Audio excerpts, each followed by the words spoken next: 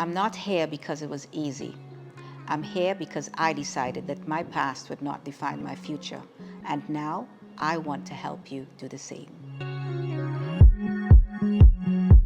Hi, my name is Bermudez-Hinkson. I was born in the United States of America to parents from the beautiful twin islands of Trinidad and Tobago.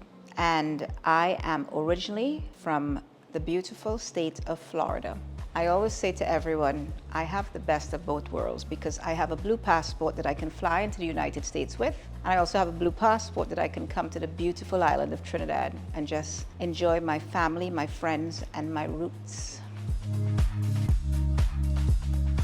I think the first time I can remember anything about my early life here in Trinidad, I can go as far back as 6 years old. Knowing my grandmother Blanche Bermudez, my grandfather Jose Jesus Bermudez. My mother had me at 22 years old.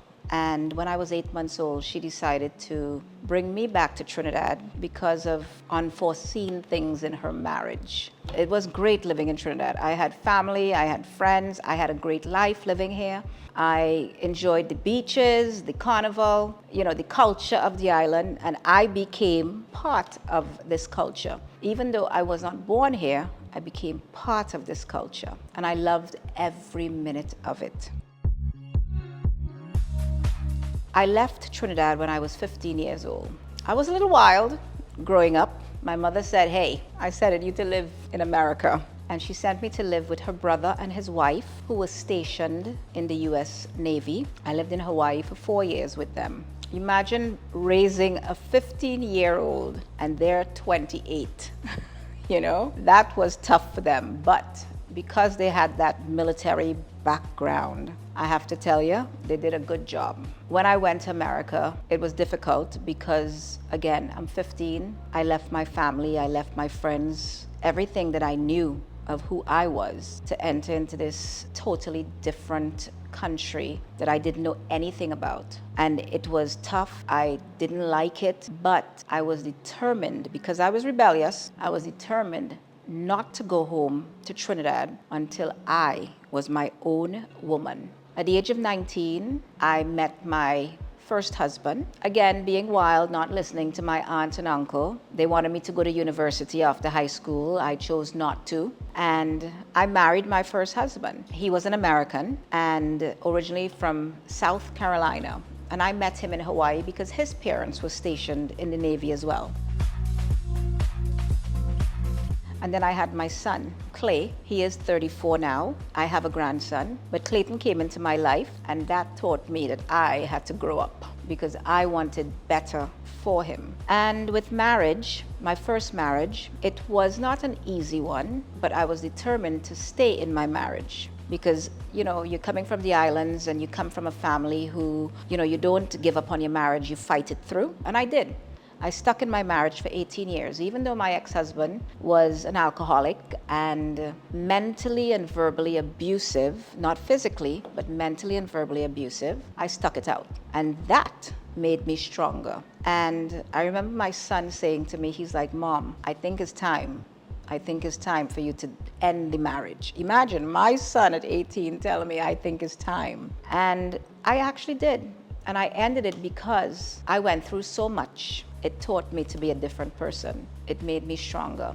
I paid for my own divorce. At that time, it was about $500. I went and I filed for divorce because I had nothing. I came from basically food stamps, working 3 jobs because I wanted better for myself and my son. And I always said that I was going to be a wealthy woman one day. No ifs, ands, buts about it, but I was going to be a wealthy woman. And so said, so done. When my son was 20 or 21, I was fired from my job. And the reason why I was fired is because we had to move to Orlando. We used to live in St. Augustine, Florida, and we ended up moving to Orlando, Florida. I could not afford to put my son Clay into university and an apartment, in Orlando, and I live in St. Augustine. So we moved to Orlando so he can be closer to school. While we lived in Orlando, I used to drive back and forth every day, in the mornings and in the evenings. And it was a long ride. It was about an hour and a half each way. But I did that because my son wanted to go to school in Orlando. And he did go to school and he did graduate. And when he was 21, he looked at me and he said, okay, this is my final year. I'm not living with you anymore. And that was perfectly fine too.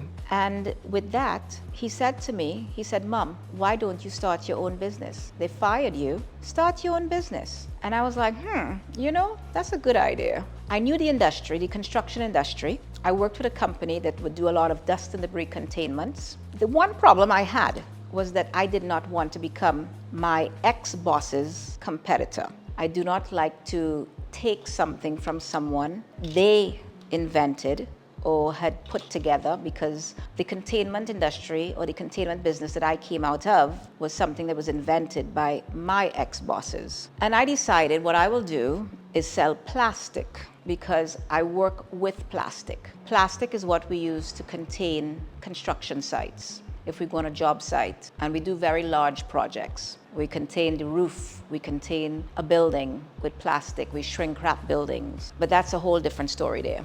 I decided I will sell the plastic versus competing with my ex-bosses. I wasn't really making a lot of money. I'd make a few extra $100. My son was working full-time. I was working from home trying to build the company, and it was tough. I was able to just get enough to take care of what we needed. At that time, my mother came to live with us, and she started to help us financially as well. And it was very difficult to build a business.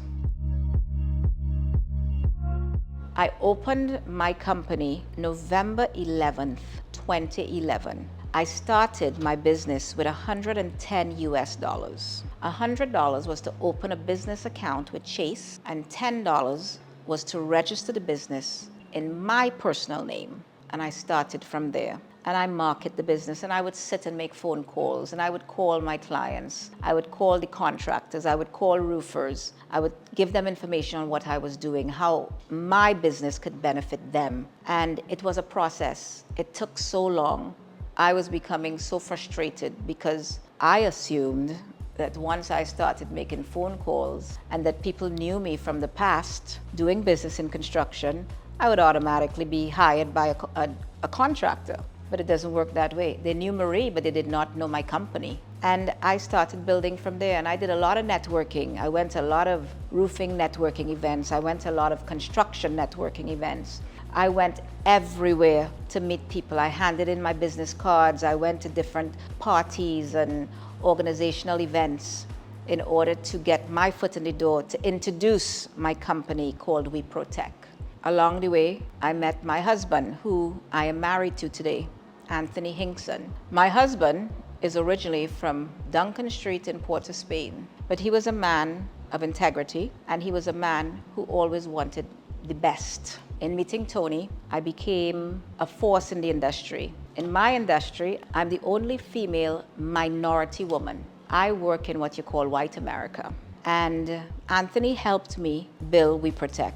Our first project was in Waco, Texas. I actually lost money on, but that's because we weren't aware of everything pertaining to the business. Remember, I was new to having a business, new to dealing with employees, how employees dealt with people, but you're there and you're going forward. And we were in the whole $30,000 with that project. But that was okay, because it was a learning experience. And $30,000 was a lot back then. And then we started getting more work coming in. And we went from opening the business with $110 to, I always tell people today, I'm able to just write a check to fly first class anywhere I want to. And that's because I worked hard for it. A lot of people see the top of the iceberg, but they never see the bottom of the iceberg. They never see the tears. They never see the going from state to state, driving. They never see you running from the landlord, hiding to not pay them for 3 months. Rent a car to go from here to there to a project site, and you rent the car. It's supposed to be rented for a few days, but you have the car for about a month. People never saw those things until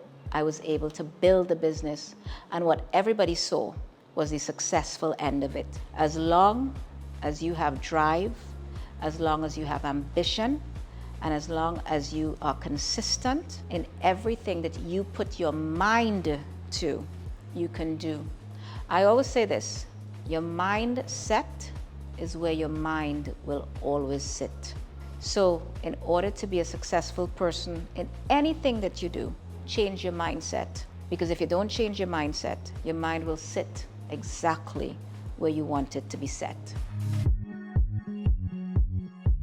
I'm a person that always loved to help people. I love to see people elevate because I think that we as human beings, we are meant for success. We have a purpose. And no matter where you come from or who you are, we all have a purpose. For me, it was important that if God could bless me, I would be able to bless someone else. I was paying it forward, basically. We started out, Tony and myself started out where we would donate Christmas gifts. We would come down to Trinidad and we gathered people from the neighborhood and we would go around to different spaces. You know, we'd go to the orphanages up San Fernando area, up in Diego Martin in the hills. And we just started giving away gifts to children who were in need. It's Christmas time. Children need to open gifts for Christmas, you know, and it's so fun to see children open up a Christmas gift and they're excited, you know, to see something new or to see something colorful and fun.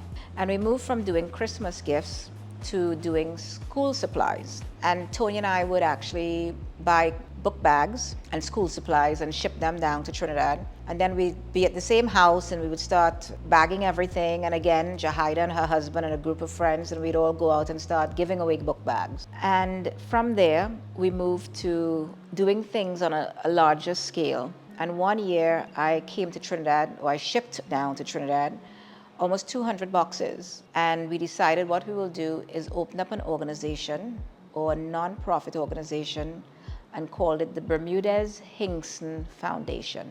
And the Bermudez-Hinkson Foundation was basically a foundation representing my mother, because my mother was a Bermudez and my husband's mother was Hinkson. So we chose both their last names and combined it and called it the Bermudez-Hinkson Foundation. What we decided to do was get donations, and we would go to the schools in impoverished neighborhood areas, and speak to the schools in regards to who was the best student, thriving student in that school. And the Bermudez-Hinkson Foundation would pay for the private school for that child. We'd pay for their private school, we'd pay for their books, and we'd pay for their uniforms. We have a heart for young people because we think it's important that the young person have a chance and an opportunity.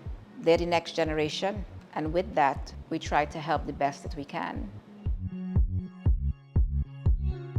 So I have a program called Elevate. And Elevate basically is your guide to help you move forward. If you feel sad, angry, hurt, depressed, or I can't do it today, or I don't feel like doing it today, Elevate is there to help you. We all can elevate each other. Be sure to follow along. Stay tuned for more content coming your way. Ciao.